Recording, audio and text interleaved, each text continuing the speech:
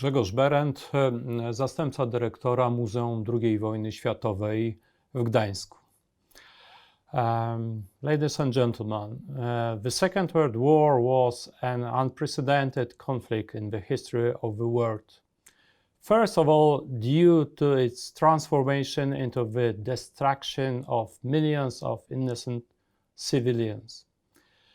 Because of this, 6 million European Jews were killed, i.e. most of them tens of millions of Slavs and Asians. They died as victims of genocidal practices. The statistical dimension of this devastating conflict, the industrial nature of the murdering people in death factories, are the main reasons why we have no right to forget about the Second World War. We must not forget about victims, but also about the heroes who opposed evil. There are still issues that need to be investigated from the beginning or again. This work must be done honestly and the results presented to the public. Our professional duty and moral obligation should not be affected by politics or ambition to become known at all costs. Sometimes truth falls prey to politics and ambition. For example, Russian historical policy can serve here as an example, because politicians in this country still do not want to acknowledge that the Red Army was not only bringing the end of the Nazi occupation, it also enslaved millions of people and several countries.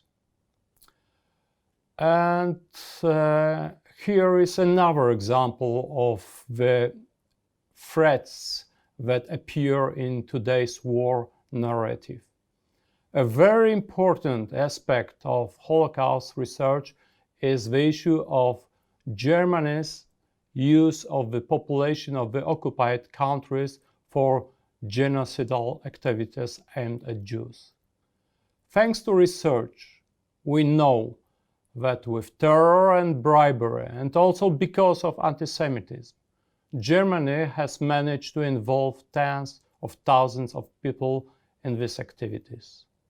It is necessary to talk about perpetrators who participated in the crime, although they were not citizens of the Third Reich. But today, there are tendencies to put tens of millions of people responsible for their actions in Poland, Belarus, Ukraine, or another country. We shouldn't do that. These are unauthorized generalizations.